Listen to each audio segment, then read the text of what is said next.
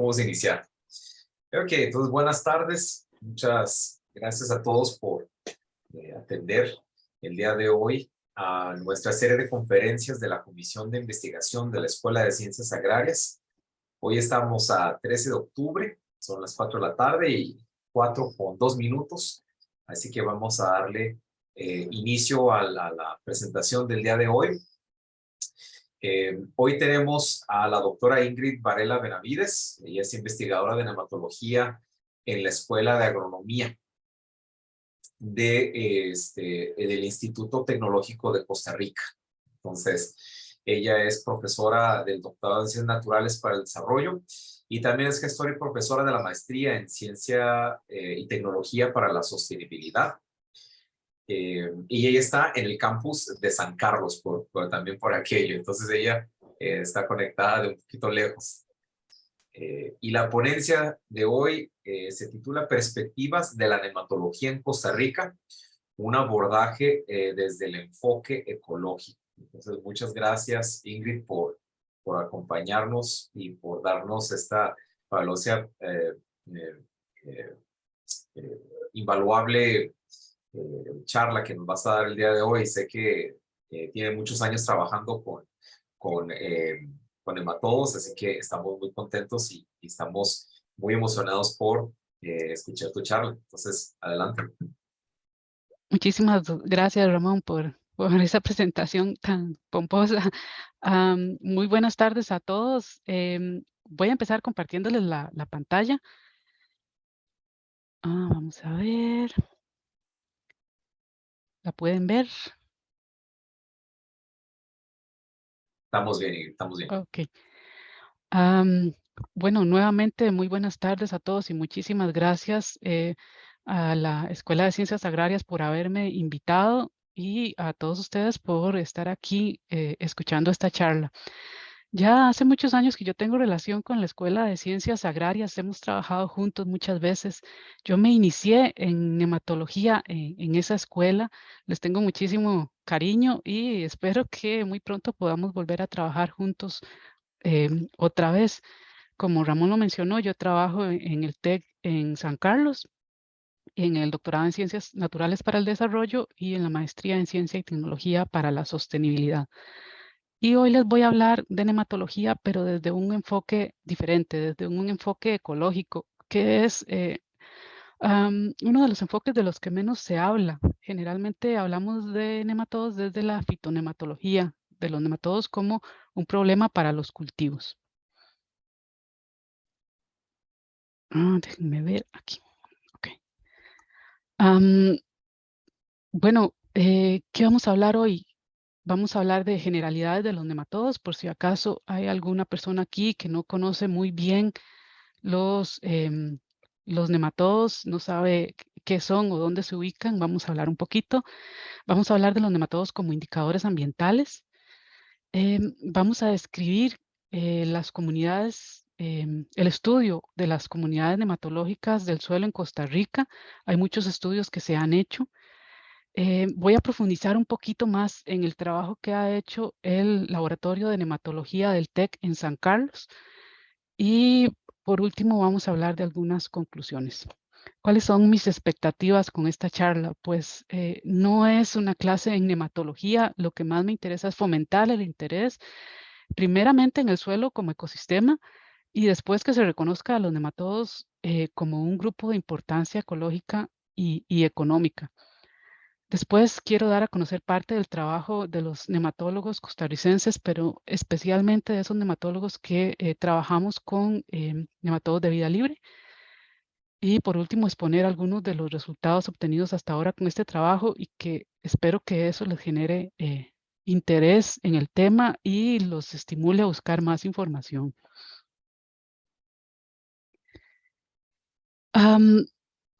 ¿Qué son los nematodos? Bueno, los nematodos pertenecen a un filo en particular, el filo Nematoda. Básicamente son gusanos, son de cuerpo vermiforme, es decir, de cuerpo en forma de gusano. Son invertebrados, pseudocelomados, triploblásticos y tienen simetría bilateral con una cutícula proteica flexible no tienen sistema circulatorio o respiratorio especializados. Aquí a la derecha, déjenme ver si tengo un puntero. Ok, aquí a la derecha les puse el dibujo de uno de los nematodos más famosos que existe, que es Cenorhabditis elegans, que se ha utilizado en infinidad de investigaciones, en investigaciones médicas, en investigaciones agronómicas, en genética. Cenorhabditis es el modelo animal en este momento. Incluso se ha enviado al espacio. Y ustedes pueden ver ahí, es básicamente un gusano, tiene una boca, tiene una faringe, un intestino, las gónadas y una cutícula proteica muy flexible que es la que le permite el movimiento.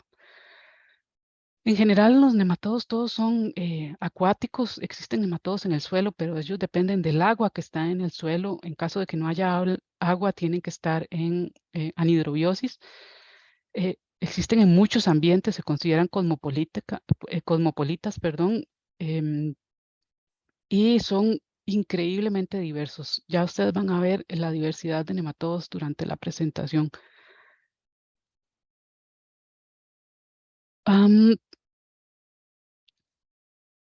¿Dónde existen los nematodos o cuál es la distribución porcentual de los grupos? Bueno, esta información es una información hipotética, es lo que se considera que puede haber. Se considera que la mitad de los nematodos que existen son marinos y la mitad son terrestres. Y entre esos terrestres teníamos más o menos un 10% de parásitos de plantas, un 15% de parásitos de animales y un 25% de vida libre. Se llaman de vida libre, pero se alimentan, se pueden alimentar, y vamos a ver más adelante, de hongos, de bacterias y de incluso otros nematodos. Se calcula que hay unas 25.000 especies, pero algunos nematólogos se atreven a decir que pueden llegar hasta 500.000. ¿Cuál es la realidad? La realidad es que hasta ahora hay unas 23.000 especies descritas. ¿Y cómo están distribuidas esas especies? Bueno, 2.000 especies de parásitos de animales, perdón, de plantas, que serían una proporción muy pequeña, a unos 12.000 especies de parásitos de animales, unas un 52% aproximadamente, un 23% de, de nematodos marinos, que son unas 5.400 especies. ¿Qué pasa aquí? Que esto es lo que se ha descrito hasta ahora, pero depende del interés de las personas y de la cantidad de investigadores que estén estudiando cada grupo. Puede ser que en algún momento haya mucho interés en parásitos de animales, en nematodos que son parásitos de animales, y por eso aparecen un montón de especies. O hay un gran interés en nematodos marinos y por eso es que se identifican más nematodos marinos. Entonces, todavía hace falta mucha investigación para conocer en realidad cómo están distribuidos esos grupos.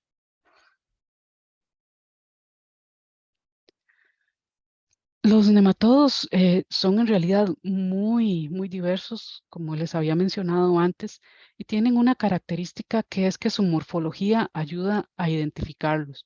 Y no solo ayuda a identificarlos, sino que ayuda también a determinar de qué se alimentan.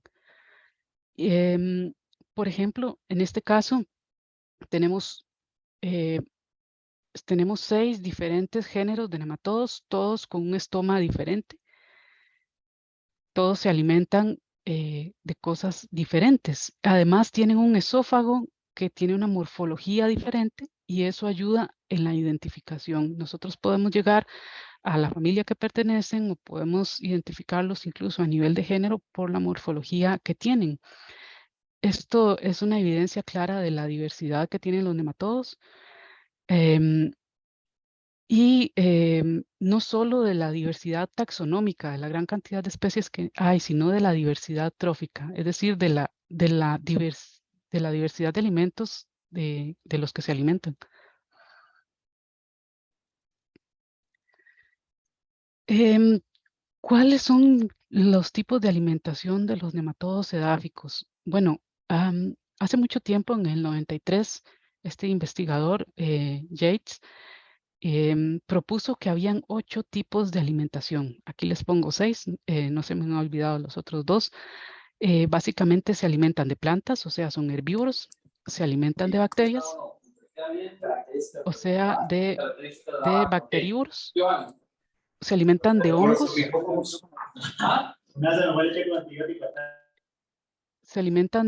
que entonces serían fungívoros, pueden depredar otros animales, y cuando hablamos de animales pueden ser otros nematodos, pueden ser protozoarios, por ejemplo, pueden ser omnívoros, se alimentan de muchas cosas, o pueden ser depredadores de eucariotas unicelulares, por ejemplo, de protozoarios, de amebas, de levaduras.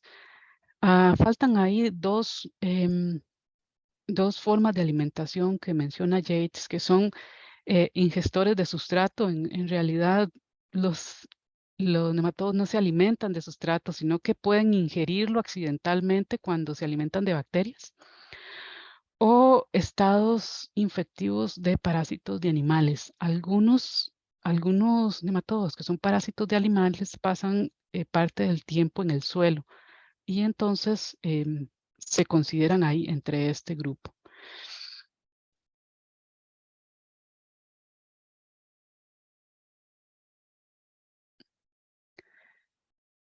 Am, Ahora que hablamos ya más claramente de lo que es la alimentación de los nematodos, quería presentarles esta imagen que es tomada de ese artículo de este artículo que puse aquí la cita abajo.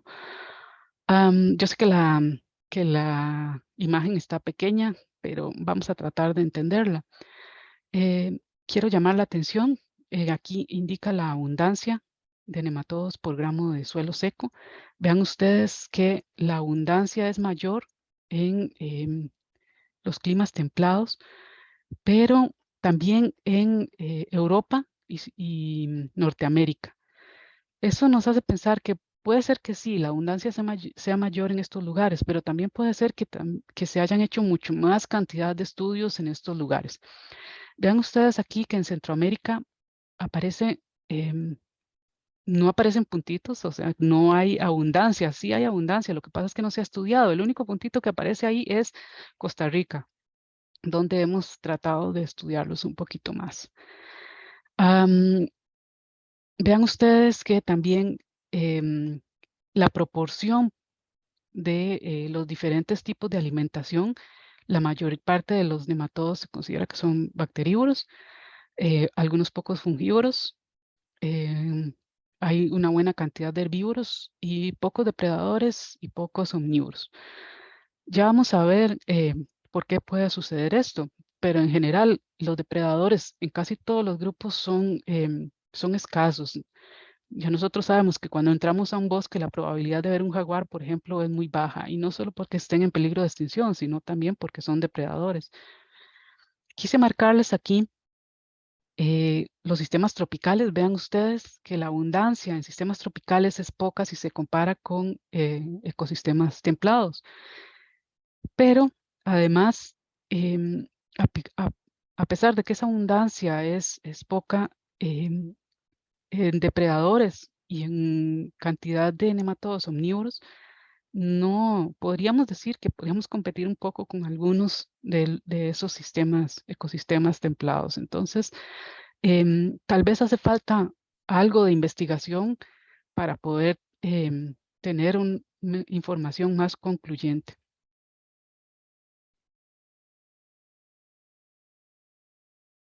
¿Por qué estudiamos los nematodos de vida libre? Recuerdo muy bien que un profesor del tecnológico una vez me dijo: ¿para qué estudiar los nematodos de vida libre? A nosotros nos interesa simplemente estudiar em, los nematodos que afectan las plantas, cómo controlarlos y cómo deshacernos de ellos, y no nos interesa qué están haciendo los nematodos que no afectan las plantas. Pero la verdad es que los nematodos son un componente muy importante del suelo. Em, los ecosistemas edáficos son tan frágiles y diversos como los ecosistemas que están visibles sobre el suelo. El hecho de que no los podamos ver no quiere decir que no sean sensibles, que no haya una gran diversidad debajo de nuestros zapatos, se podría decir. Si ignoramos las interacciones y todos los procesos que ocurren en esos ecosistemas, vamos a provocar desequilibrios que afectan la productividad del suelo. Em, los nematodos son parte de todas esas interacciones y todos esos equilibrios. Los nematodos pueden alimentarse de patógenos, también em, forman parte importante de las comunidades biológicas, son importantes en las redes tróficas, pueden redistribuir poblaciones de microorganismos y de otros animales que viven en el suelo. Em, pueden redistribuir nutrientes también, porque son parte del ciclado de nutrientes. Y como en muchos grupos también existen algunos nematodos que son de especial interés médico, agronómico o ecológico. Algunos de ustedes tal vez han oído hablar de los nematodos entomopatógenos que se alimentan de insectos y están siendo utilizados para controlar plagas de insectos. Em, y algunos, bueno, Stenorhabditis sobre todo se está utilizando como modelo para muchas investigaciones médicas.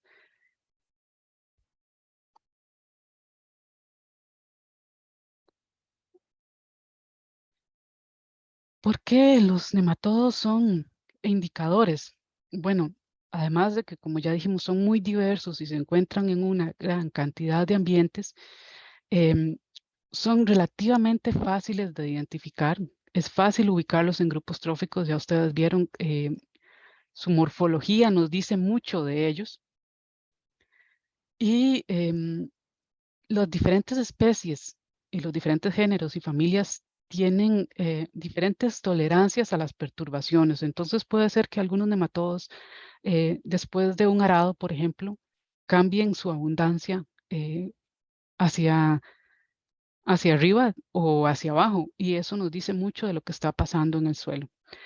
Hace más de 30 años que los nematodos se estudian como indicadores. em, y todavía se están estudiando. Hay todavía muchos artículos que mencionan esta capacidad de los nematodos. Ya se han identificado en estos 30 años nematodos que son indicadores de enriquecimiento. Cuando hablamos de enriquecimiento estamos hablando de materia orgánica que es aplicada al suelo. Estos nematodos tienen un ciclo de vida corto, tienen cuerpos pequeños, se reproducen muy rápidamente y son oportunistas. Aunque sus poblaciones podrían bajar por una alteración, generalmente se recuperan muy, muy rápido. También tenemos indicadores de estructura que tienen cuerpos más grandes, ciclos de vida más largos, una baja fecundidad, se reproducen más lentamente. Generalmente tienden a responder más lentamente cuando hay una perturbación o del todo sus poblaciones no se recuperan. También tenemos lo que llamamos fauna basal, que igualmente tienen un ciclo de vida muy corto, son muy tolerantes al estrés, sus poblaciones difícilmente bajan por cualquier alteración y están presentes en todos los suelos. No sé si todo esto que les he contado les suena conocido a lo que llamamos en las plantas estrategas R y K.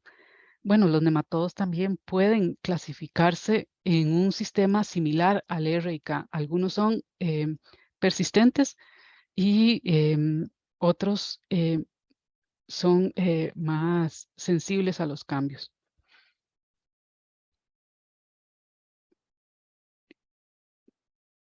Fue en el año 1990 que Tom Bongers empezó a estructurar estas características de los nematodos. Tal vez antes se conocían, pero él dijo, bueno, podemos aprovecharlo y podemos hacer un índice. Y él fue el que propuso el índice de madurez.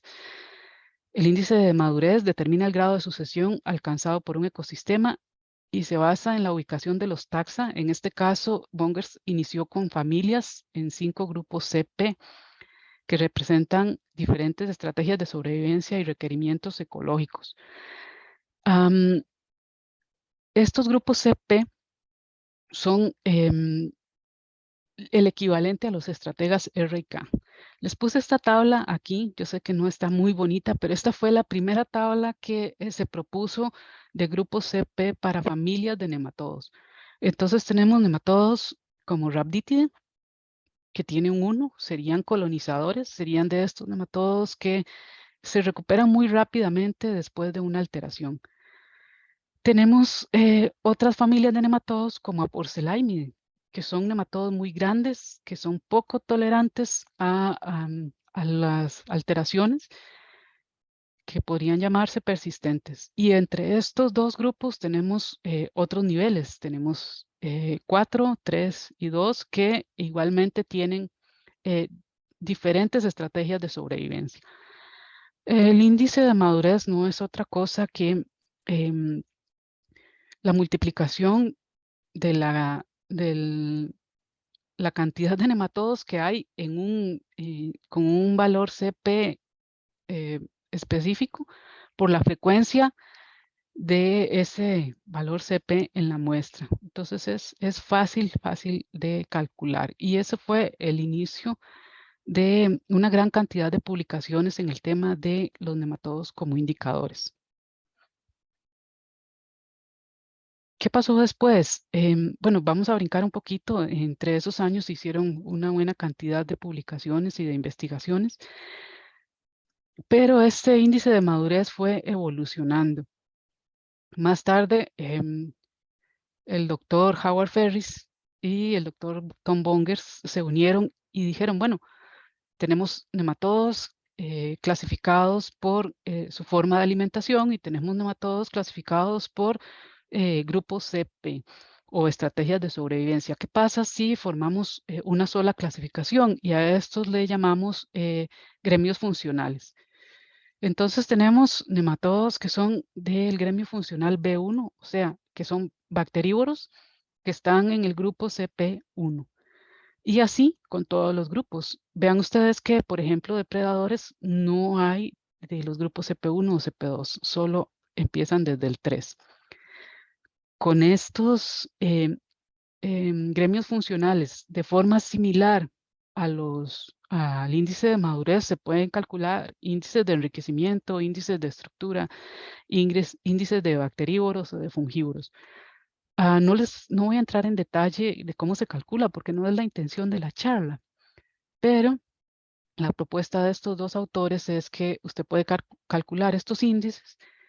Si usted tiene un índice de enriquecimiento menor a 50, pero un índice de estructura mayor a 50, su muestra cae en este cuadrante B y sería un ecosistema maduro, fértil, con una relación carbono-nitrógeno moderada, con una descomposición dominada por bacterias y hongos y supresivo.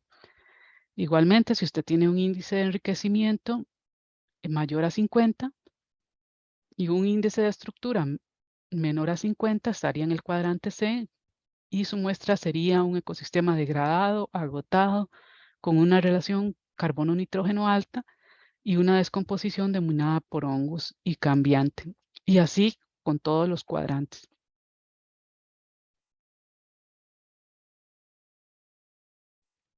Igualmente, entre estos años se hicieron una gran cantidad de investigaciones al respecto y en el año 2010 el doctor Howard Ferris propuso otra modificación a estos índices. Él pensó, bueno, ¿qué pasa con los nematodos? Es el mismo aporte el que hace un nematodo pequeño, porque los nematodos también son de muchos tamaños, al aporte que hace un nematodo grande. Vean ustedes, aquí hay una muestra de nematodos. Este es un nematodo depredador, es muy grande. Este probablemente sea un fitófago, es pequeño. Este probablemente el Cotylencus es pequeño. Es el mismo aporte que hace a la red trófica un nematodo de estos a un nematodo de estos. No solo la cantidad de energía que necesita cada uno de ellos es diferente, sino la respiración es diferente. Y ustedes se imaginarán, bueno, esto es como un bosque. En un bosque, ya lo dijimos, no hay una gran cantidad de depredadores. Hay pocos depredadores, pero generalmente tienden a ser de tamaño grande. Hay sus excepciones, pero tienden a ser de tamaño grande. Y hay una gran cantidad de herbívoros que tienden a ser de tamaño no tan grande. Entonces, ¿por qué no utilizamos también el tamaño de los nematodos para adicionarlo a estos índices? Pero ¿cómo hacemos eso si es tan difícil? Yo no puedo simplemente tomar una balanza y pesar un nematodo. Afortunadamente, en el año 53 ya otro nematólogo muy famoso, Andrassy, había propuesto una fórmula para calcular el peso de los nematodos, que es esta que está aquí, que sería la longitud por el cuadrado del diámetro. Y hay otra ventaja todavía, y es que cada vez que se describe una especie nueva de nematodo, se debe aportar todas las medidas de Mann. O sea, hay que hacer una tabla con todas las medidas del nematodo, el largo del nematodo, el ancho del nematodo. Bueno, son más de 30 medidas que deben incluir esa descripción. Entonces usted puede agarrar, tomar todas esas medidas y hacer una estimación del peso de cada especie de nematodo. En el caso de que los tenga a nivel de género, podría hacer un promedio con todas las especies reportadas. Entonces yo puedo calcular otros índices similares a los que ya hablamos, pero con la biomasa de los nematodos. Y eso es lo que llamamos huellas metabólicas, que indican el estado de las redes tróficas, básicamente utilizando esa biomasa de los gremios funcionales. Y son una medida de la utilización del carbono, porque en este caso estamos tomando en cuenta las necesidades del nematodo dependiendo del tamaño. Es como una medida de la respiración y la producción. Se puede tomar huellas metabólicas basales de enriquecimiento, de estructura, de canal. También se pueden calcular huellas metabólicas de bacterívoros, de depredadores, de fungívoros. Con esto se puede tener una idea de cómo está estructurada las redes tróficas en el suelo. Entonces, cuando estudiamos las comunidades de nematodos, ¿qué podemos estudiar? Podemos estudiar una gran cantidad de variables. Podemos estudiar la composición de la comunidad, o sea, podemos estudiar cuáles especies, o tal vez no podemos llegar a nivel de especie, pero podemos llegar a nivel de familia, la abundancia de cada una de ellas y la frecuencia. Podemos calcular índices de madurez o de huellas metabólicas, o podemos calcular índices de diversidad. En realidad, todas las medidas o todas las estrategias que se utilizan para estudiar comunidades de otros grupos se pueden aplicar a los nematodos. Y también se pueden estudiar géneros y especies indicadoras que pueden estarnos dando una indicación de lo que está pasando en el ecosistema. ¿Qué cosas pueden influir en las comunidades de nematodos? Bueno, prácticas agrícolas en general, el arado, la remoción de la vegetación, la aplicación de materia orgánica, todo esto puede influir en la comunidad y ya ha sido bastante estudiado. También la aplicación de algún contaminante o de algún plaguicida, el tipo de vegetación que existe en el suelo, el clima, el tipo de suelo y la biota edáfica en general. Y eso ya nos tiene que sonar como a un bioma, porque el tipo de vegetación, el clima, el tipo de suelo y la biota que existe está toda relacionada dependiendo del lugar del que estemos hablando. Ustedes cuando viajan por cualquier lugar, incluso en Costa Rica, que es un país tan pequeño, si viajan hacia el sur, ya tienen una idea de la biota que se van a encontrar ahí. Si viajan hacia el Atlántico, también tienen una idea de qué se van a encontrar ahí. Igual sucede con el suelo y con las comunidades de nematodos.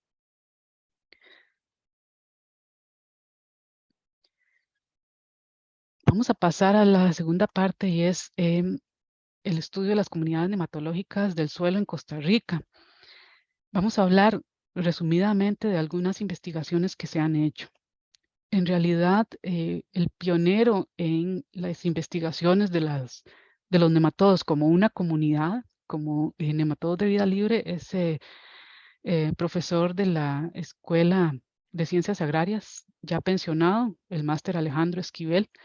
Él empezó con el Inventario Nacional de Biodiversidad, que era en conjunto con el Instituto Nacional de Biodiversidad y la Universidad Nacional desde el año 89. Mucho, él resume en esta publicación que pongo aquí, por si la quieren buscar, creo que es de acceso libre, resume todas las especies y todas las familias que se describieron en las áreas protegidas cuando se hicieron esos estudios. Em, Vamos a hablar, para que quede claro, solo de nematodos de vida libre y para que nadie se vaya a resentir, hay muchos otros lugares estudiando nematodos. En la UCR se hace mucha investigación, en Corvana se hace mucha investigación, el Servicio Fitosanitario del Estado también hace investigación. Lo que pasa es que está sobre todo enfocada a nematodos fitoparásitos, pero quería hacer la aclaración, no crean que solo la Universidad Nacional y el TEC hacen investigación en nematología. ¿Qué pasó con este inventario? ¿Qué resultó? Bueno, fue una investigación de muchos años. Salieron muchas publicaciones.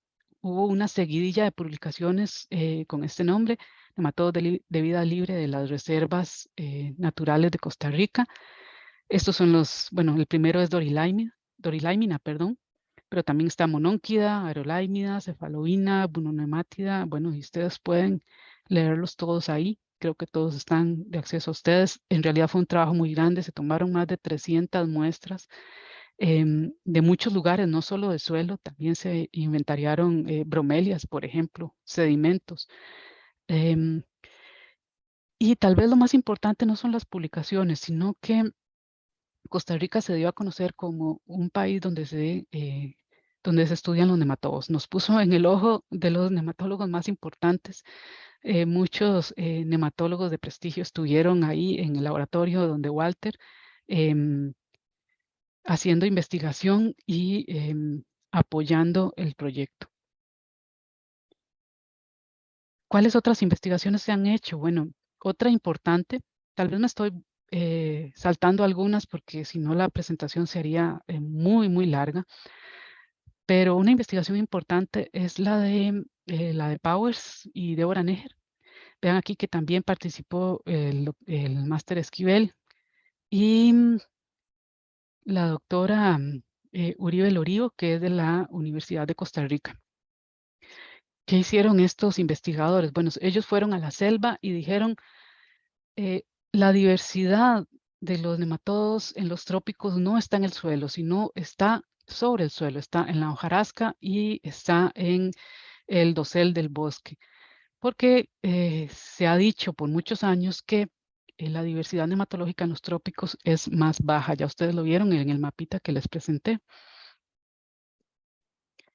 Entonces, ellos estudiaron esto y encontraron efectivamente, bueno, se me olvidaba decirles, toda la investigación se hizo con metagenómica. Ellos no se sentaron como nosotros, los nematólogos tradicionales, horas frente al microscopio, sino que hicieron todo con análisis metagenómico.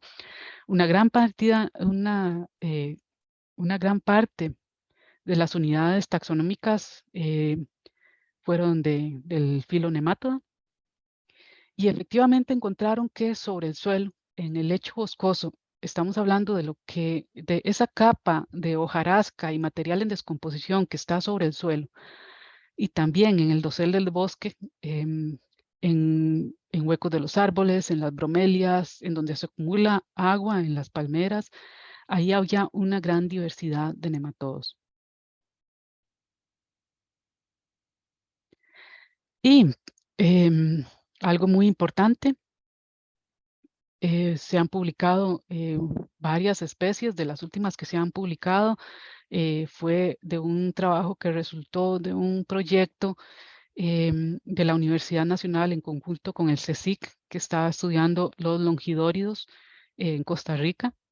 De, de ese trabajo, bueno, hubo varios resultados, pero uno fue la publicación de de una especie, bueno, varias especies nuevas de Longidóridos, Siphinematica fue una de ellas. Y también entre los últimos reportes está don Alejandro, que sigue trabajando, que reportó en el 2017 una especie nueva, Dolichodorus costarricensis. Y para no desmerecer el trabajo que hacen otras personas, bueno, hay trabajos también en tesis, por ejemplo, en café, en banano. Corvana ha tratado de estudiar las comunidades de nematodos, tratando de encontrar una solución al grave problema que tienen ellos con los fitoparásitos en banano, y han encontrado algunas cosas interesantes. Por ejemplo, han encontrado que la abundancia de fungívoros, de nematodos fungívoros, puede estar inversamente correlacionada con la abundancia de un fitoparásito importante en banano, el Cotylencos multicintus. También han encontrado, por ejemplo, en este estudio, que los árboles de sombra, en este caso utilizaron eritrina en café, tienen influencia sobre las comunidades de nematodos, y se considera que es una influencia positiva porque aumentan las poblaciones de nematodos depredadores. Y para no dejar de lado, la UNA sigue trabajando, haciendo proyección. No sé si ustedes conocen el laboratorio de nematología de la UNA, liderado por Walter. Tiene una página en Facebook, se llama Nematodos de Costa Rica. Tiene unas fotos excelentes, se las recomiendo para que ingresen ahí y se informen un poquito. Para continuar, ya con la tercera parte, vamos a hablar de la investigación en el laboratorio de nematología donde yo trabajo, que es en el campus tecnológico local San Carlos. ¿Qué hemos hecho? Bueno, también de parte de nosotros se ha logrado publicar algunas especies nuevas. Metaxoncium toroense se publicó en el 2017. Y bueno, esta fue una especie que se publicó en conjunto. Esto fue parte de nosotros y parte del trabajo que estaba haciendo Walter y la gente del CSIC en España con Longidóridos, Siphinema poacense. Vean que aquí estoy yo, está Walter y está la gente del CSIC.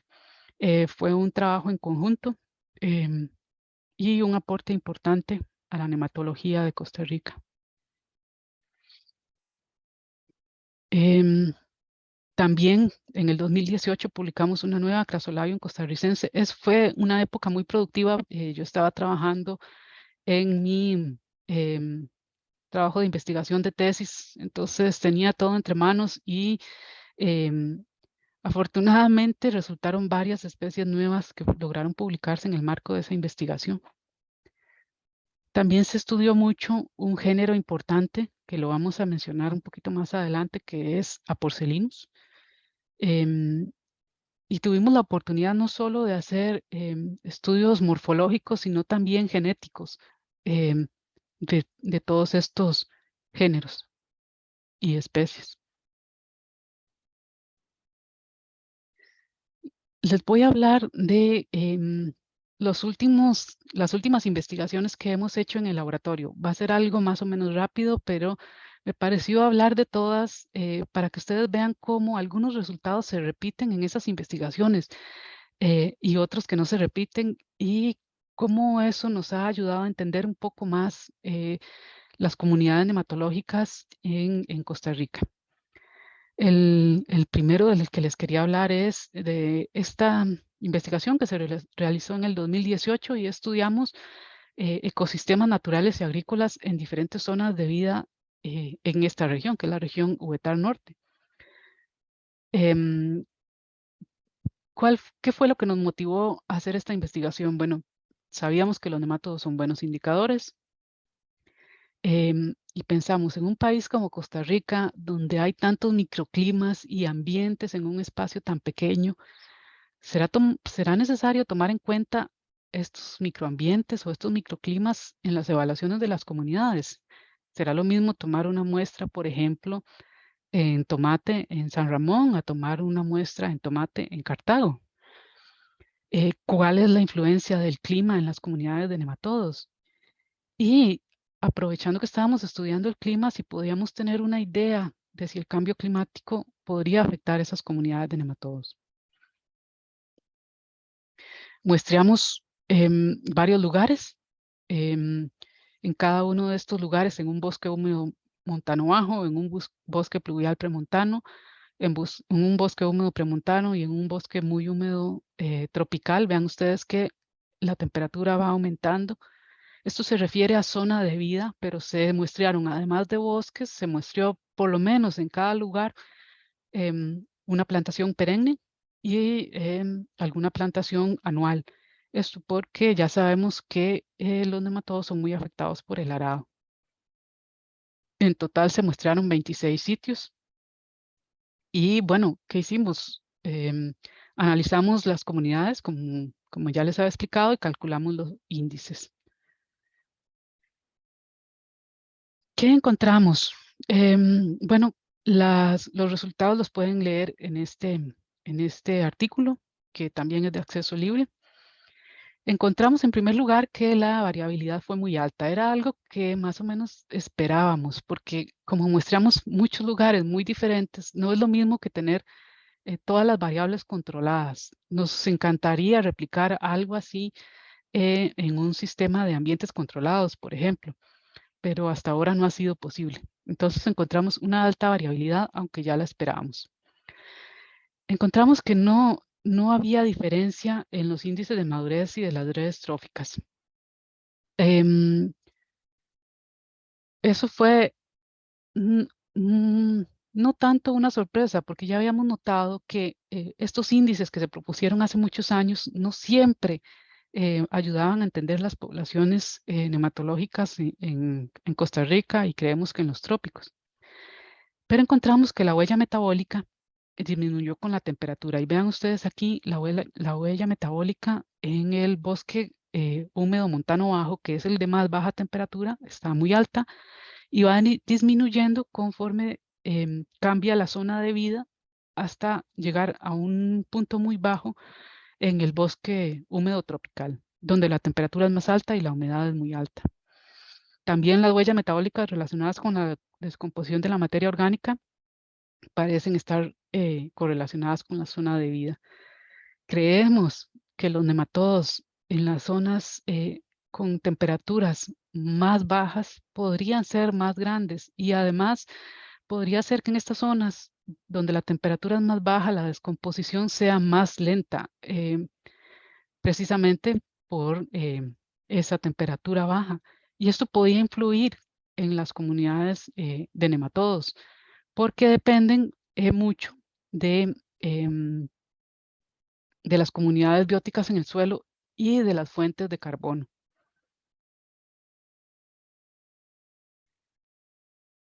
La siguiente investigación que realizamos fue en el 2019 en el Parque Nacional del Agua. Esto estaba relacionado con mi trabajo de tesis. ¿Por qué lo hicimos ahí? Bueno, queríamos contribuir a aumentar el conocimiento de la diversidad en este parque. Y además el parque tiene una particularidad y es que en los bordes hay una gran cantidad de territorios que no se han pagado. Y según el plan de manejo dice que, em, que los propietarios de estos territorios pueden hacer prácticas sostenibles o hacer actividades sostenibles en estos lugares que no se han pagado, pero en ningún momento dice cómo se va a evaluar si esas prácticas son sostenibles o no. Entonces, quisimos tomar muestras, ya les voy a mostrar, en alrededor de todo el parque y en cada uno de estos sitios tomamos en bosque primario, en bosque secundario, en plantaciones forestales y en pasturas. Noten que, bueno, se eligieron plantaciones forestales y pasturas por dos razones. Primero, que es muy fácil encontrarlas alrededor del parque y segundo, que son ecosistemas o agroecosistemas perennes, donde no hay arado, que es uno de los factores que más afecta a los nematodos. No queríamos entonces ese disruptor ahí.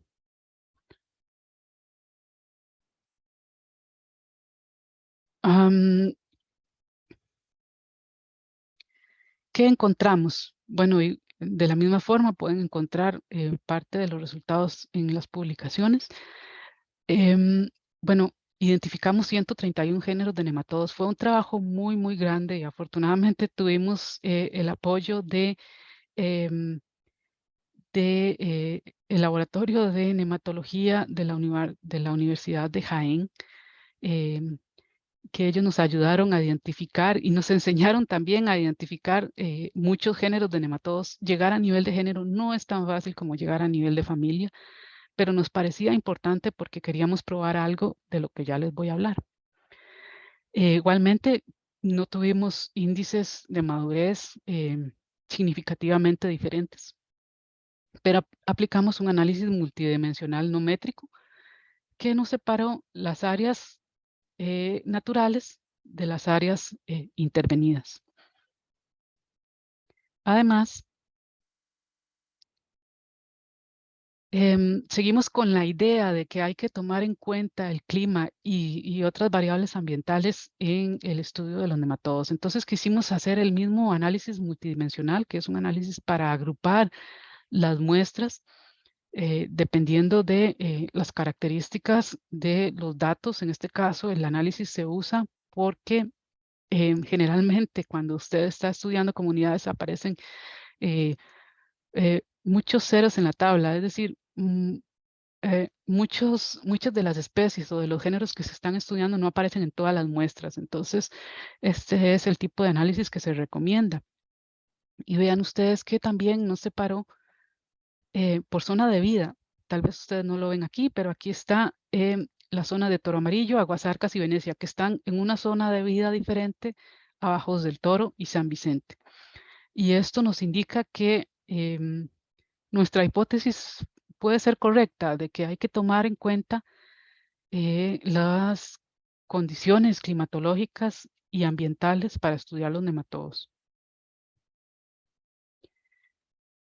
Otro resultado interesante fue que, bueno, tomando en cuenta que hicimos ese análisis multidimensional no métrico, utilizamos otro análisis para determinar cuáles eran los géneros que que fueron más importantes para que los datos se agruparan de esa forma, porque podría ser que no todos los géneros de nematodos que aparecieron en las muestras fueran determinantes para ese agrupamiento.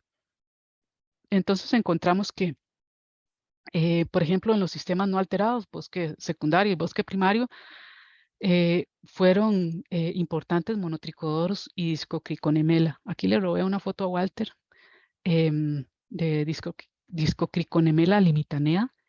Ya la hemos encontrado y la hemos visto que sus poblaciones en sistemas alterados, que no sean sistemas naturales, bajan drásticamente.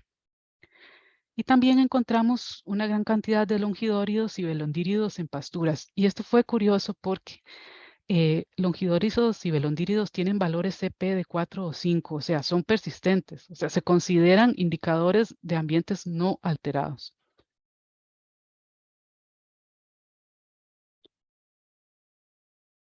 Y por último, el último trabajo que hicimos fue en piña. ¿Por qué elegimos piña? Bueno, piña es un cultivo que ha sido bastante cuestionado eh, por buenas razones, pero también es un cultivo donde algunos agricultores están tratando de hacer las cosas diferentes. No estamos hablando de eso que ha salido en las noticias, de que piña orgánica y resulta que no es orgánica, sino de algunos productores que no tienen certificación, pero que aplican algunas prácticas como adición de materia orgánica o labranza mínima, que muchos la están adoptando no porque quieran hacerle un bien al ambiente, sino porque han notado que disminuye los problemas fitosanitarios.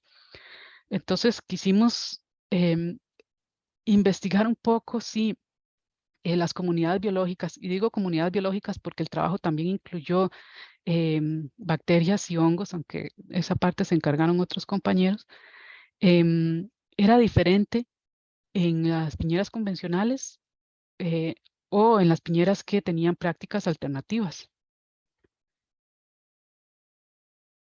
¿Qué hicimos? Bueno, muestramos plantaciones convencionales, plantaciones que aplicaban mínima labranza y plantaciones que aplicaban materia orgánica. Y también muestreamos bosques cercanos, porque generalmente todas las piñeras tienen una parte donde pasa alguna quebrada o pasa alguna fuente de agua y tiene una línea de árboles. Tal vez no se le puede llamar exactamente bosque, pero sí es una zona donde no hay sembrado piña.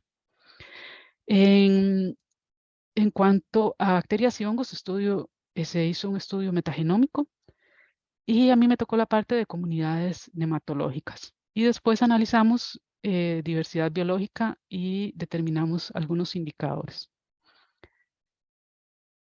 ¿Qué encontramos? Bueno, identificamos 43 familias y 8 órdenes de nematodos diferentes. 39 familias se encontraron en bosque, 36 en plantaciones de árboles y 35 en plantaciones de piña. En esta ocasión no todos se identificaron a nivel de género. Ya les dije, no es fácil identificar a veces a nivel de género. 6 familias y 7 géneros solo se encontraron en plantaciones forestales y bosques, o sea, ya en los sistemas de piña, estas familias desaparecen. ¿Cuáles fueron estas familias? Bueno, muchas familias de nematodos depredadores como macatinos, como la familia Actinolaimide. Curiosamente, no sé si ustedes recuerdan, en el estudio que se hizo anteriormente, longidóridos fueron abundantes en lo que consideramos que eran los ecosistemas alterados, que eran las pasturas. En este caso, los longidóridos solo se encontraron en plantaciones forestales y en bosques. En las plantaciones de piña no encontramos longidóridos. Y también tuvimos el mismo resultado. Discocriconemela se encontró solo en bosques. Y otro primo de Discocriconemela, que es Mesocriconema, solo se encontró en las plantaciones de piña. Uno que encontramos en casi todos los sitios muestreados fue a Porcelinus, que es un doriláimido, es un nematodo considerado persistente, pero sus poblaciones fueron más bajas en plantaciones manejadas convencionalmente. Entonces consideramos que tiene potencial como indicador. También hicimos un análisis de redundancia para determinar algunas relaciones. Encontramos que básicamente los bosques están relacionados más con materia orgánica, con niveles altos de calcio y magnesio y con discocriconemela y algunos tilencúlidos, velondíridos y tilénquidos. Nuevamente vuelve a aparecer discocriconemela como un nematodo indicador de condiciones no alteradas.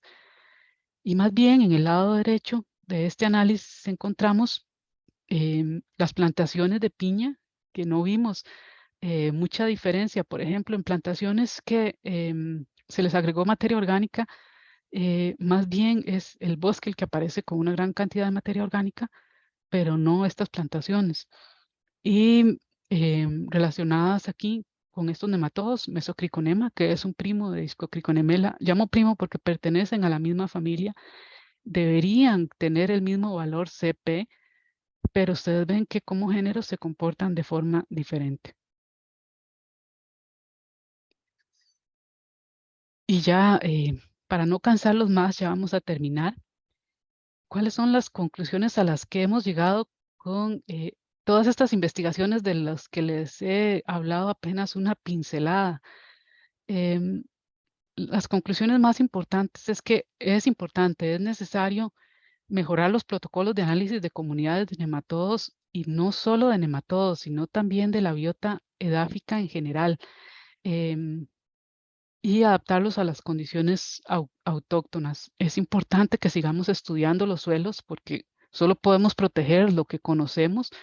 em, y cuando hablo de proteger, no solo se trata de proteger, de no utilizarlos para la producción, sino precisamente de utilizar las mejores prácticas en la producción para proteger los suelos.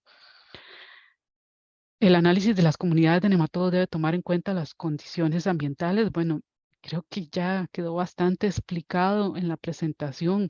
Es evidente que las condiciones ambientales influyen en las comunidades de nematodos y que esto se tiene que tomar en cuenta, sobre todo en un país como Costa Rica, donde en una poca cantidad de kilómetros ya el ambiente cambia completamente y no solo el clima, el tipo de vegetación, el tipo de suelo, em, y las comunidades bióticas que no son nematodos, las bacterias, los hongos que viven ahí, los protozoarios que viven ahí y otros organismos. Sabemos que es posible utilizar estas metodologías para establecer parámetros que permitan manejar el suelo de forma más sostenible, aunque aún hace falta investigación. Em, es interesante cuando usted habla con un productor y le explica que existen nematodos que se alimentan de otros nematodos, que existen nematodos que pueden ser indicadores, que no todos los nematodos son malos, o pueden afectar los cultivos. Y para ellos es importante, o creo que se sensibilizan más cuando entienden que en el suelo no solo hay patógenos, que hay un montón de diversidad de biota que debe ser protegida. Y por último, es importante conocer la diversidad a nivel de género y especie. Identificar a nivel de género y especie es difícil, es muy difícil, pero ya ustedes vieron, por ejemplo, con Discocriconemela y Mesocriconema, son dos géneros diferentes, eh, se comportan de forma muy diferente. Uno aparece más en ambientes no alterados y el otro aparece más en ambientes alterados. Según la tabla que se ha hecho de valores CP, los dos deberían tener el mismo valor CP, pero no parece ser así.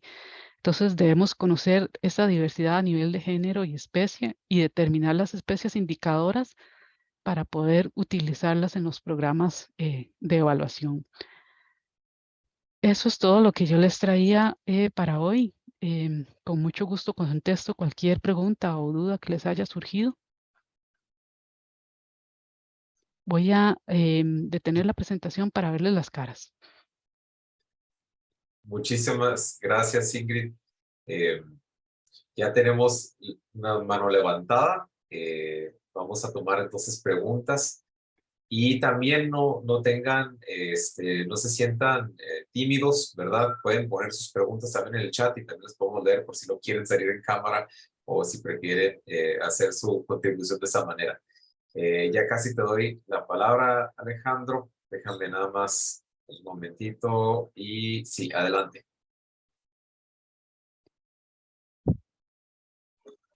Eh,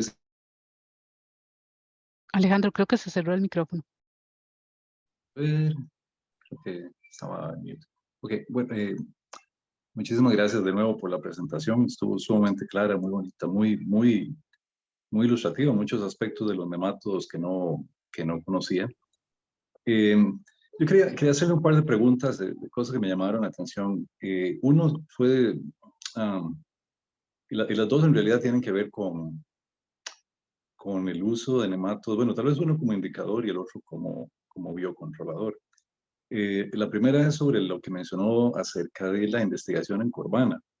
Me parece, si le entendí bien, lo que dijo es que había más, tal vez una menor abundancia de nematodos fitoparasíticos en donde había más hongos. Me parece que eso fue lo que dijo.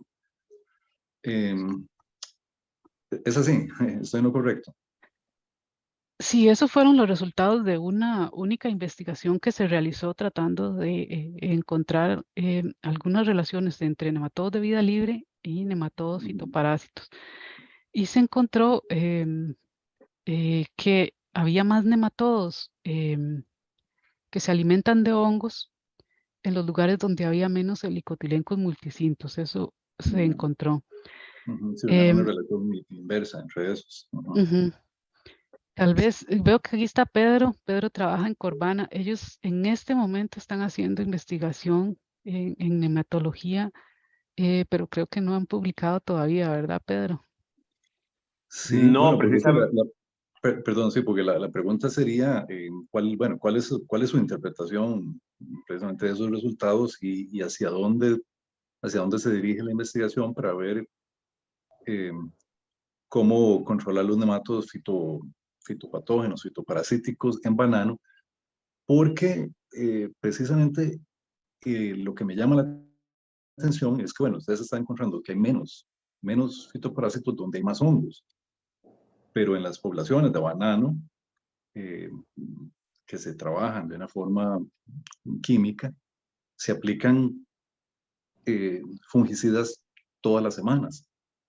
Entonces, lo que yo pienso es que, bueno, obviamente el resultado de que de que se aplique tanto fungicida, bueno, es que sencillamente se está acabando con la diversidad del suelo, en particular con la enorme diversidad de hongos benéficos, ¿verdad? Que igual, como usted lo está mencionando, para nematodos también pasa lo mismo para todos los otros tipos de microorganismos o organismos del suelo, en donde hay muchos que son benéficos y unos cuantos que son patógenos, ¿verdad? Pero entonces, si estamos matando los hongos en el suelo, pues lógicamente eso daña la comunidad, daña la, al- a los nematodos benéficos y le da una ventaja a los que son fitoparasíticos. ¿Qué les parece eso? Sí, yo le voy a contestar la primera parte de la pregunta sobre cómo interpreto yo esos resultados que tuvieron. Em, en primer lugar, hay que tomar en cuenta que la variedad de banano que se está usando en este momento es altamente susceptible a nematodos. Eso no es algo fácil de controlar, ni con biológicos, ni con manejo. Puede ayudar el manejo y puedan ayudar los biológicos, pero cuando se tiene un organismo altamente susceptible a un patógeno de estos, es difícil. Em, lo que nosotros hemos notado es que hay una relación de las comunidades de nematodos con las fuentes de carbono. Entonces hemos notado, por ejemplo, que dependiendo de la materia orgánica que haya en el suelo y del tipo de materia orgánica, no solo de la cantidad, sino si esta materia orgánica tiene materiales como lignina, como celulosa, que son degradadas por hongos, eso influye en las comunidades de nematodos y puede favorecer, no siempre, pero podría favorecer de alguna forma la diversidad. Ahora, no sé si Pedro tiene algo que decir, pero si usted deja de aplicar nematicida en banano, la plantación se destruye muy fácilmente, no quedaría absolutamente nada. Y también con los fungicidas, el banano es altamente susceptible a Fusarium y a Sigatoka, y eso lo tienen que manejar de una forma diferente. Pero sí le doy fe, y se lo digo aquí enfrente de Pedro, que trabaja allá, de que ellos están haciendo mucha investigación para tratar de resolver eso de una mejor forma. No sé si Pedro quiere aportar algo. Bueno, quiero aprovechar la oportunidad precisamente para resaltar que tenemos un trabajo conjunto con la doctora Ingrid, precisamente sobre este tema en nematodos, fitoparásitos y de vida libre en banano. Y lo que nosotros hemos visto en una vez anterior, cuando el doctor Ferris dio este curso sobre el estudio de nematodos de vida libre, llevamos muestras de fincas bananeras y encontramos, por supuesto, casi un total predominio de nematodos fitoparásitos, los que están asociados al banano, y muy baja proporción y frecuencia de los otros grupos funcionales. Ese es el escenario de un cultivo manejado en forma intensiva. Con el trabajo que estamos haciendo con la doctora Ingrid, estamos haciendo un cambio de línea de investigación hacia buscar estrategias alternativas. En este caso estamos evaluando unos rizoestimulantes que ayudan a precisamente, además de ejercer un efecto reductor de los fitoparásitos, hemos encontrado de manera muy interesante un incremento bastante significativo de lo que son bacteriófagos y micófagos. Y se incrementa significativamente y comienzan a aparecer depredadores que eran muy raros en fincas bananeras y los otros grupos omnívoros también comienzan a aparecer. Entonces, eso da luces y motiva a pensar de que haciendo un cambio de esquema de manejo, eso definitivamente influye sobre las comunidades de la nematofauna, tal y cual lo hemos visto con la presentación que la doctora Ingrid acaba de realizar. Entonces, vemos una situación bastante esperanzadora en ese escenario de un cultivo tan intensivo como el banano. Podría entonces uno decir que en realidad hacia donde se dirigen es hacia una restauración del ecosistema del suelo para controlar el problema de los nematodos. Absolutamente, es una de las conclusiones preliminares que estamos viendo, por lo menos en el caso del cultivo del banano, que haciendo un cambio en la forma del manejo, del esquema del manejo que hacemos, qué prácticas hacemos y que sobre todo qué aplicamos desde el punto de vista de fuentes orgánicas, definitivamente tiene un impacto muy positivo en las comunidades biológicas y de nematodos en el suelo. Perfecto, gracias. Muchísimas gracias. Gracias, Vamos a ver, seguía Walter, tenía la mano levantada. Pedro, también tienes la mano levantada. No sé si quieres contribuir a alguna otra cosita o ya. No, fue por error, disculpe. No, ya, entiendo. No, pero igual, estás bienvenido. Walter, ¿seguías tú? ¿Quieras alguna consulta para Ingrid? Sí, gracias, Ramón. Más bien un comentario y bueno, buenas tardes a todos y todas y agradecerle a la doctora Ingrid por la presentación, que fue bastante ilustrativa y tal vez indicar que nos da un panorama bastante claro acerca de este tema tan importante, ¿verdad? Que son las comunidades de nematos, que tal como lo indicó ella, es un tema poco trabajado o que se trabaja poco aquí en el país. Sin embargo, tal y como ella lo ha trabajado y lo indicó, ella es pionera en este campo también, porque identificar nematos o nematodos de vida libre es bastante complejo. Muchas veces nada hacemos si tenemos los libros a mano, si no tenemos algún especialista que nos dé una guía, una luz por dónde empezar a identificarlos. También me indicar que vamos a ver, se destina mucho dinero para todos estos nematos que parasitan plantas, ¿verdad? Que afectan a las plantas directamente, pero dinero o fondos para estudios sobre comunidades de nematos casi no hay o son muy pocos. Y aunado a eso, personas que estén trabajando en eso. Entonces, insto a las personas que están aquí en la conferencia, que sé que hay bastantes estudiantes, de que en un futuro en sus proyectos de investigación de licenciatura, tal vez se inclinen a hacer alguna investigación relacionada con estas comunidades de nematos que tenemos la ventaja que estamos en el trópico y bueno, como indicó Ingrid, tal vez en el trópico a nivel altitudinal, ¿verdad? O de zonas, son un poquito menos las densidades poblacionales que podamos encontrar, referido a zonas de altura, como por ejemplo que ella indicó por ejemplo en el mapa, en lo que es Estados Unidos o Europa, pero sí es importante hacer ese tipo de estudios porque podemos delimitar qué tipo de comunidades tenemos aquí en el país o a nivel de Centroamérica, ¿verdad? Que es muy importante. Entonces, instar a los estudiantes para que tal vez trabajen en su trabajo final de graduación en estos temas que son bastante importantes. Y tal vez preguntarle a Ingrid que cuáles son algunos de los temas que ahorita ya está trabajando, aparte de lo que nos presentó aquí en su conferencia, en su charla, qué es lo que está ahorita a futuro o le gustaría como trabajar con comunidades de nematos. Gracias, Walter. Quiero, antes de responder la pregunta, secundar a Walter. En el laboratorio de la Escuela de Ciencias Agrarias de Nematología hay una gran cantidad de equipo que puede ser aprovechado para hacer investigación. Walter tiene muchísima experiencia y lo más importante, tiene muchísimos contactos con nematólogos a nivel mundial, porque por más diestro que sea uno identificando, siempre necesita un experto en un grupo en particular para que le ayude con algunos géneros.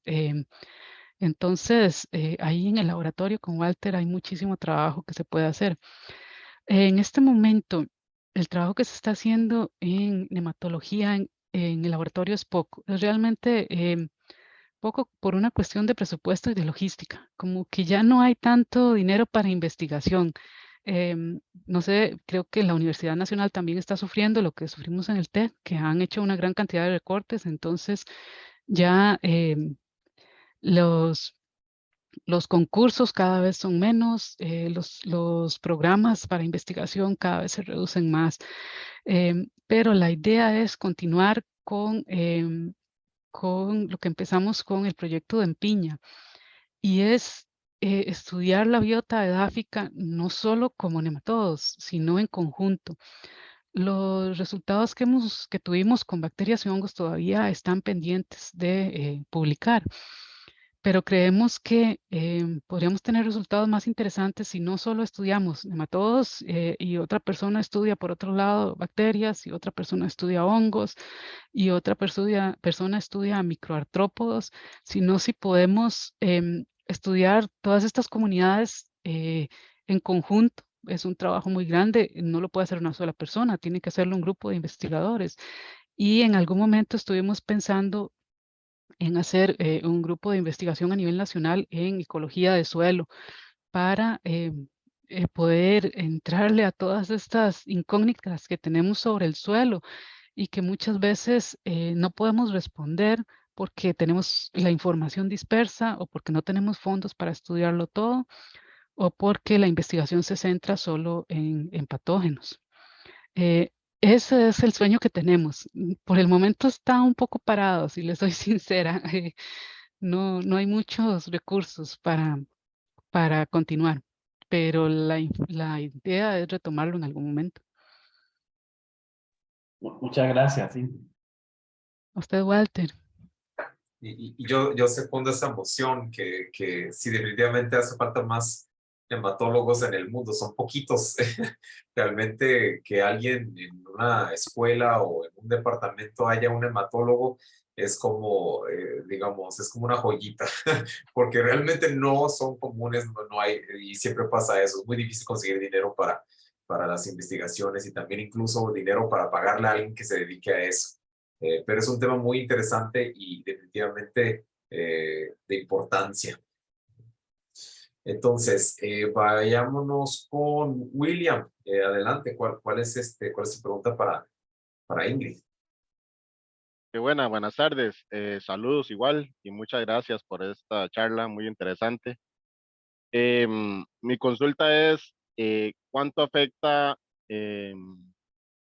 al usar mucho tricoderma? ¿Cuánto afecta en realidad a las poblaciones en general al estar aplicando tanto tricoderma continuamente o si debo de dejar de usar esto? ¿Cuánto afecta a la población? Muchas gracias. Gracias, William. Nosotros no hemos hecho mucha investigación en tricoderma como controlador, pero sí hemos hecho alguna y también conozco algunas investigaciones que han hecho los compañeros de fitopatología del TEC. Creo que Walter también estuvo con Marta estudiando ese tema. Desde lo que yo conozco, el asunto con tricoderma es que hay diferentes especies y diferentes cepas. No todas son patogénicas para nematodos.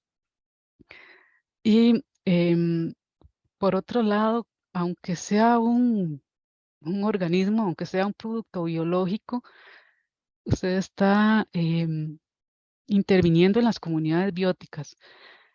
Entonces, de alguna u otra forma, tricoderma puede empezar a competir con otros organismos que están en el suelo. esto no es una recomendación de manejo, es simplemente, hay que tomar en cuenta cuando se maneja el suelo que así como usted lo ve sobre el suelo, que hay una diversidad y que los organismos tienen relaciones de competencia, de mutualismo, de depredación, en el suelo también sucede eso. Entonces, si usted mete un factor, eso le puede estar alterando. Es mejor utilizar tricoderma que un producto químico, probablemente sí, pero lo ideal sería poder utilizar prácticas de manejo que ayuden a mantener la salud del suelo sin necesidad de introducir nada, ni biológico ni químico. Ahora, esto es un arma de doble filo porque si usted deja de aplicar, puede ser que termine perdiendo toda la cosecha. Entonces, algunos productores que yo conozco lo han logrado. En Naranjo hay un productor de café que ha hecho un excelente trabajo. Em,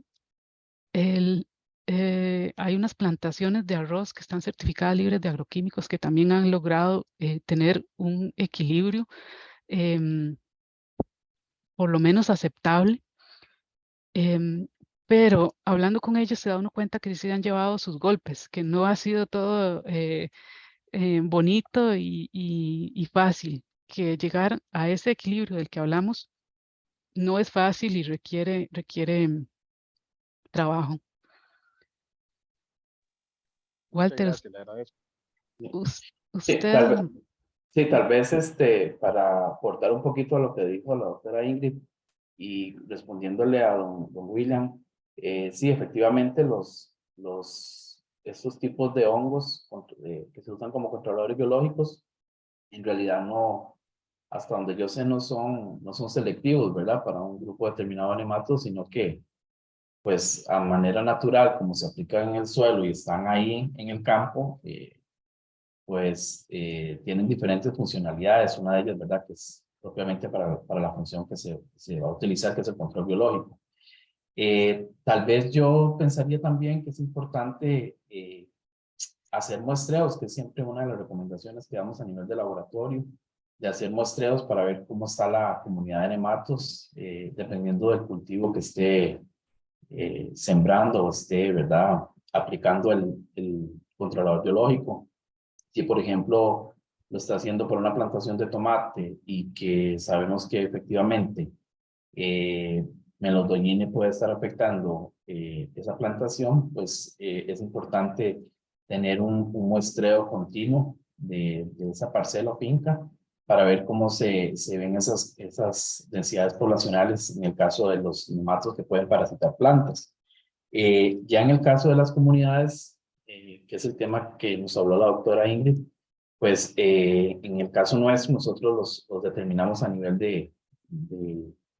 de conteo nada más de nematos de vida libre, ¿verdad? Entonces ahí podemos determinar si esas poblaciones, al igual que las de los nematos fitoparásitos, tienden a disminuir o aumentar a través del tiempo y con la aplicación de algún producto. Entonces, creo que sería por ahí donde andaría tal vez una de las recomendaciones que por lo general los productores no realizan, ¿verdad? No hacen un muestreo previo y ya por recomendación o porque siempre lo usan, hacen una aplicación, ya sea de algún producto químico o algún producto biológico. Entonces sí es súper importante hacer los análisis nematológicos pertinentes para saber cómo están esas comunidades o esas densidades poblacionales de nematos. Muchas sí, gracias, don Walter, le agradezco. Con mucho gusto. sí, gracias, Walter. Y nada más para mencionar algo que se me olvidó antes y que Walter me recordó, es que dependiendo del cultivo y dependiendo del nematodo que es un problema, hay algunos que se pueden resolver bastante bien con prácticas de manejo, buscando semilla limpia o tratando el suelo antes con biológicos o simplemente buscando alternativas de cultivos que sean resistentes o incluso haciendo una cosecha antes de que el nematodo se vuelva un problema, porque la gente tiene la idea de que un nematodo es como un animal voraz que va a afectar la plantación y se va a, va a alimentarse de todo lo que está ahí, pero en realidad los nematodos necesitan muy poco de la planta. Es cuando las poblaciones aumentan muchísimo que se vuelven un problema, pero si las poblaciones están bajas, pueden estar ahí y la planta igual puede producir. Eso depende, claro, del cultivo y del manejo que se le esté dando.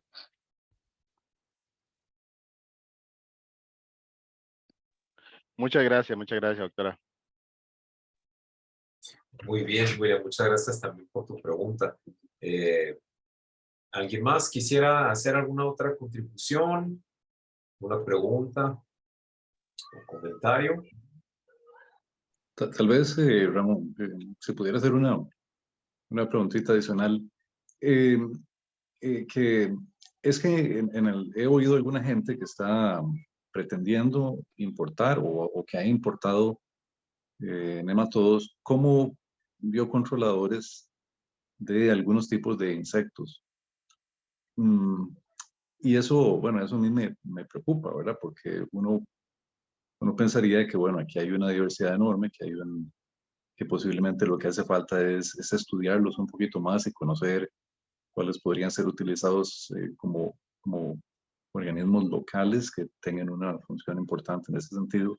Pero bueno, quisiera recalcar, ¿verdad? Hacer énfasis en lo que usted acaba de decir, ¿verdad? Que lo importante es mantener la diversidad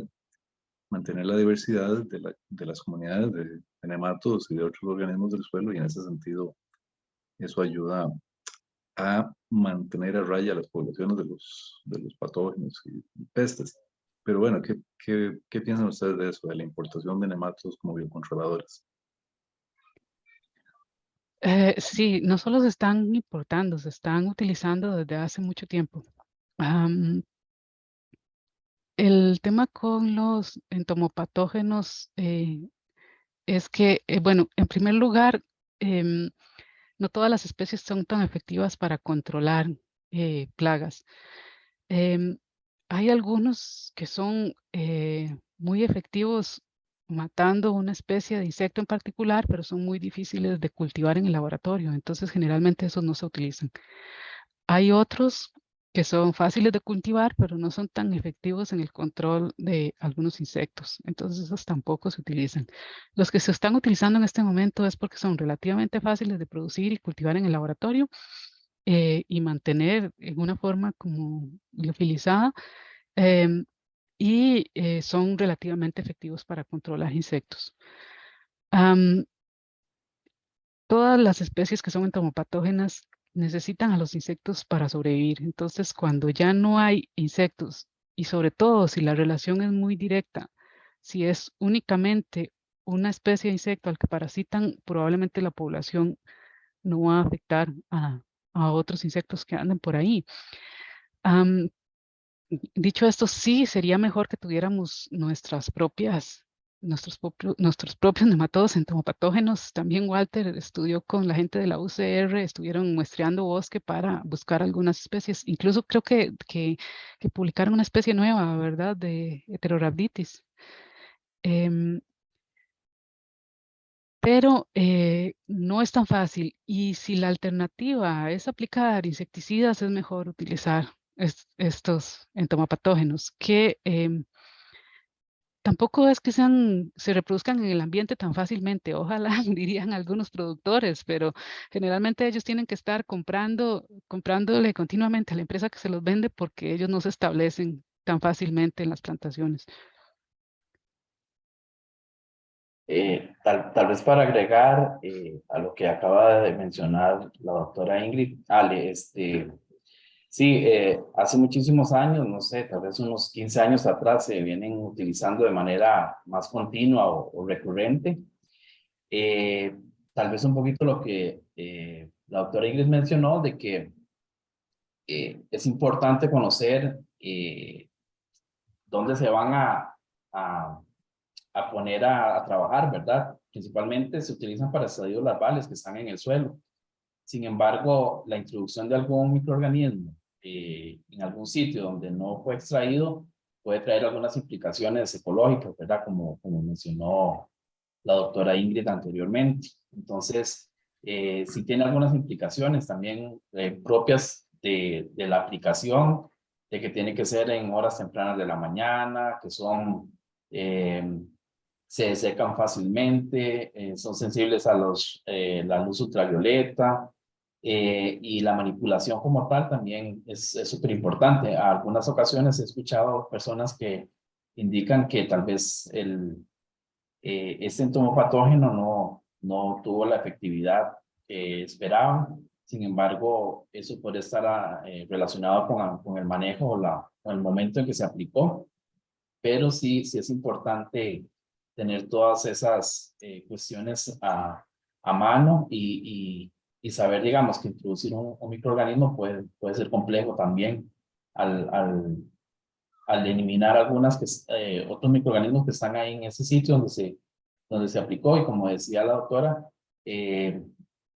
no es que lo apliquemos y ya él sigue por sí solo reproduciéndose. Podría eventualmente, pero si no tiene dónde alimentarse, pues tienen que estar recurrentemente aplicándolo al suelo, ¿verdad?